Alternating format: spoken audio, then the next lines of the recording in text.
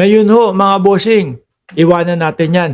Pumunta tayo kay Manong Chavit Singson, mga bossing. Oh, Message to the President. ayan. Kasi nung rally, mga kababayan, isa sa sinasabi na nagpondo doon mismo, no? Sa rally na yon ay si Chavit Singson daw ho, mga bossing. Tingin ko, nagdala ng mga tao o naghakot ng mga tao si Chavit Singson. Pero yung nagpondo, maaari, pero kailangan natin ng mismong ebidensya tungkol dyan sa sinasabing pagpopondo. Di ba? Pero yung pagdadala ng tao doon, nakita ko ilang buso, ilang bus ni Chavit. Meron pang napakalaking picture ni Chavit doon. Tingin ko, ang naging partisipasyon ng mga bus na yon ay paghahakot ng tao papunta doon sa rally. Baka yun yung mga nanggulo. Ano po? Tapos labas si Chavit doon sa Corinthian. Akala niya ang sisigaw sa kanya, Chavit! Chavit! Chavit! Yun pala, hindi po yun ang isinigaw sa kanya. Ang isinigaw pala sa kanya is, ano sinigaw sa kanya? Hindi magnanakaw eh. Hindi magnanakaw. Kurakot, tama ba? Yun yung sinigaw kay Chavit, di ba? Kurakot! Eh, ayun. Sama ng loob nung matanda. Akala niya is magiging hero na siya. Akala ko hero na ang turing sa akin dito. Hindi pala. Pero bago po itong lahat na ito, mga kababayan, nababalita na po kasi si Chavit, lalong-lalo na doon sa Bilyonaryo News, mga bossing, patungkol doon sa mga may kamag-anak sa gobyerno, tapos may mga malalaking mga nakuhang proyekto galing sa gobyerno, kasi tapos may mga contractor, etc., etc., may mga conflict of interest, nababalita na ho, mga kababayan, no? Kaya yun yung tingin ko na dahilan kung bakit si Manong Chavit ay pinagre-resign si PBBM dahil nauumpisa na po silang masaling. Eh kasi ho dati nung panahon ng ibang mga presidente, nangangati ilong ko ha, panahon ng ibang mga presidente ho, mga kababayan, yung tipo ho bang pag sinabi mong Singson, pag sinabi mong Chavit, naku, may alog na sa yan. May kaba na sa dibdib ng presidente yan, hindi babanggain yan. Pero dito mukhang wala talagang sinisino si Pangulong Bongbong Marcos. Mukhang lahat ho talaga, mga kababayan, ay masagasaan na kung sino ang masagasaan. Basta kailangan malinis natin ang Pilipinas. Pakinggan, panoorin natin ang interview ni Manong Chavit. What is your message to the President and the public? Well, maawa sana sa ating bansa ang President Marcos. Ano daw? Maawa sa atin ang ating... naaawa naman talaga ang Pangulo sa ating bansa. Kaya nga po, di ba? Ito, inuumpisa na, pinapaumpisa na po yung mga investigasyon sa mga korap. Talagang naaawa po. Ang sabi nga ng Pangulo, mahiya naman kayo! Di ba? Mismong sa zona niya. Tingnan nyo ho, malalaking mga personalidad, malalaking mga tao, mga kababayan, ang pinaiimbestigahan ng gobyerno ng Pilipinas sa pangunguna ho ni Pangulong Bongbong Marcos. Sir Mark, may namatay daw na inchik kapag ka nangangati ang ilong, sabi ni Rosewin. Uy, grabe ka naman. Alam nyo, kapag ka nagla-live tayo, laging ganyan. Laging nangangati ilong ko. Ibig sabihin, araw-araw. Ibig sabihin, araw-araw may namamatay na inchik. Tuloy, Chavit! Bongbong, you should resign now. Ako! Bakit po, sir? Baka naman kinakabahan kayo at isa kayo doon sa mga iniimbestigahan. Kaya sinasabi nyo, you should resign now. Di ba? May kaba na tong si Manong Chavit, Arden Lusande. Bago kasi patalsikin ng taong bayan.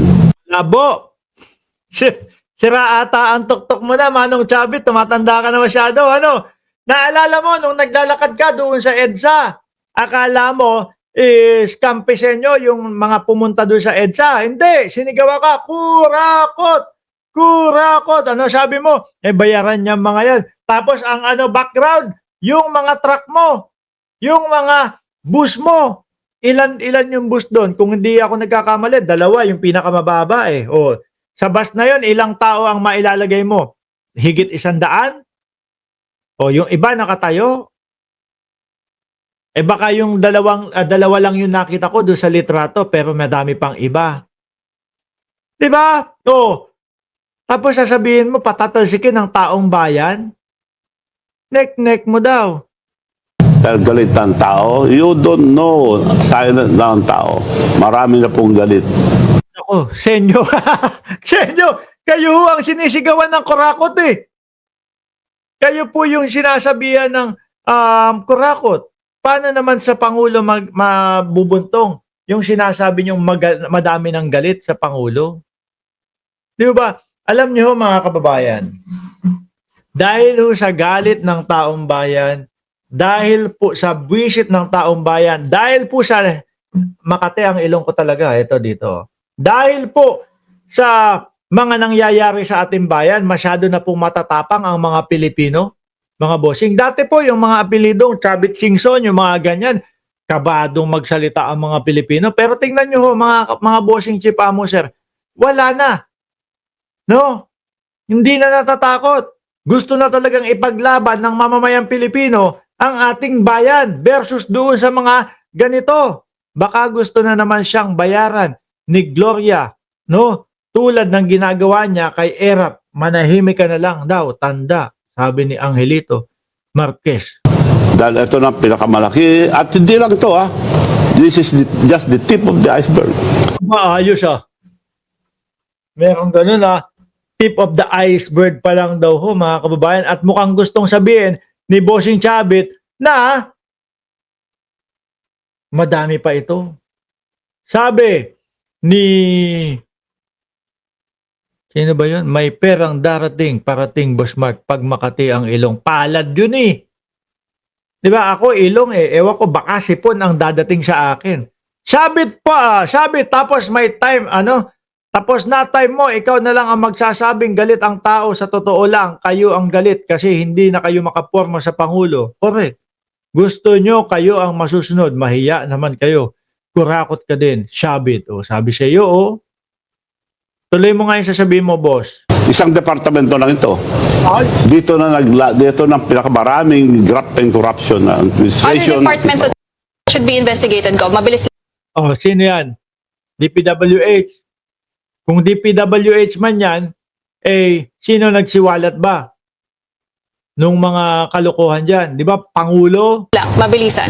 Ibang departamento bukod sa DPWH. Top of mind. Isa-isa lang, marami. Pero Dalawa. Magsalita ka nga, sabihin mo daw anong marami. Alam ng Pilipino, madami talagang departamento. Yung corrupt pa din, no? At inumpisahan pa lang ng Pangulo diyan sa DPWH at madami pang susunod. Give me 2. Dadami ang babato sige. sa akin. Next time na lang. Wala naman mapangalanan pala si Manong. Ano ba yan? Akala ko naman may sasabihin, yung pala, ganun lang. Wala, dadami yung babato sa akin. Akala ko pa naman, matapang, may papel-papel pa. Akala ko, magbabasya na eh. Baka Manong, typewriting lang yan. Ganito. Ito. Dala-dala ko sa interview, dala-dala ko. Tapos, i-interviewin na ako. Boss, ano ba yung sasabihin mo? Sino ba yung mga nakalagay dyan, nakasulat dyan, na mga departamentong sasabihin mo na corrupt din, no? Wala, dadami yung babas sa akin eh. hindi ko na lang, anak ng toko naman yung mga pakulunin yung mga DDS, Biruin mo mga kababayan, 85 anyos na ho itong tao na ito. Hanggang ngayon ganun pa din yung lakaran. Si Duterte 80 na kulong. Si Kibuloy ilan taon na kulong. Eto kung sakali matsambahan 85 o baka abutin ng next year 86. May hawak pang papel. Akala, ayan atras ko sa inyo. Atras ko. Medyo nasa leeg niya yung papel nun Ayun hawak-hawak niya atras natin. Ang President Marcos, Bongbong, you should resign now. Bongbong, you should resign now. Sabi ko siguro, kung ako yung yung nagbabalita, naku, madaming babasahin si Manong Chavit. Mukhang madami kong mai-scoop dito. Sasabihin yung mga ibang mga departamento na corrupt kasi may hawak ng papel eh. Bongbong, you should resign now. Bago kasi patalsikin ng taong bayan. Dahil galit ng tao, you don't know, silent lang ang tao. Marami na pong galit. Kayo lang ang galit. Okay. Dahil ito na pinakamalaki, at hindi lang ito this is just the tip of the iceberg. Isang departamento lang ito. Dito na pinakamaraming graft and corruption na administration. Okay. Bali, ano daw departamento? Yan na. Departments that should be investigated, Gov. Mabilis lang, mabilisan. Ibang departamento bukod sa DPWH. Sabihin mo na. O yan, nandiyan na yung sa papel mo. Hawak mo na eh. O, go.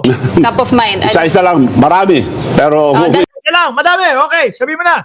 Give me 2. dadami ang babato Sige. sa akin. Next time na lang. After Maraming- na lang. Wala. Walang mapangalanan. Pero ako, mga kababayan, naniniwala ko madami ho talaga dyan. No?